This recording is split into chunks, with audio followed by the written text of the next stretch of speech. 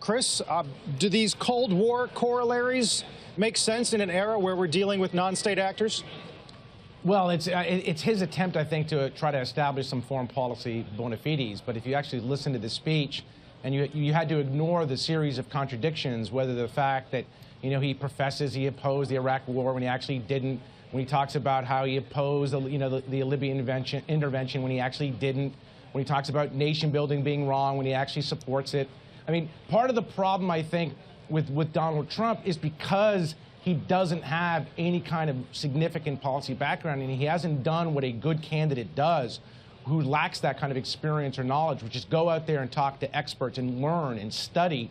You're kind of in this box where you're trying to establish credibility with voters literally with 80+ days to go. That's really difficult, which is, when you multiply that with the fact that a lot of voters see him as erratic, are not sure he has the temperament to be the President of the United States, that you have major foreign policy experts from the Republican Party questioning his ability to be commander-in-chief, he's in a really tough spot. It is a very bad place to be when we're this close to an election trying to establish that you have the foreign policy chops to be President of the United States. Chris, we joke about the silly season, and we see how this campaign is being waged on social media, volleying these charges back and forth. Trump saying, oh, you say I'm too close to Russia. Well, Clinton is too close to Russia. Is there a risk, if you are the Clinton camp, that basically it all kind of blurs, and we just get caught up in the back and forth, and nobody's exactly sure what's fact-based and what's not, and what's a legitimate charge?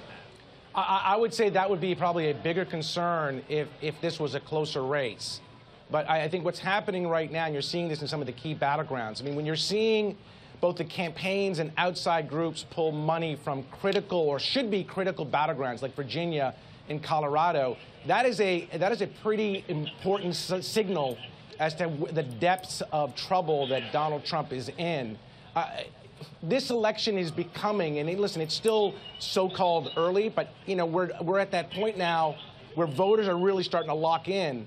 And the reality is, for him and his candidacy, when you're starting to fall behind in critical states that you need to win, like Pennsylvania, like Florida, that you're now behind in states like Georgia, you have to make a dramatic shift in your strategy, and he hasn't seemed capable of doing that. And the part that I think that the challenge for the Clinton campaign is, this is becoming a referendum on Trump, and Trump is going to decide his destiny on his own. But the reality, for the Clinton campaign is at some point, probably in the coming weeks, you're better off shifting to a much more positive, focused message, because if it's clear that Donald Trump is going to lose, there's no use attacking him for the next 8-12 weeks. You're better off trying to unify and bring the country together and actually establish your base for how you're going to run as president.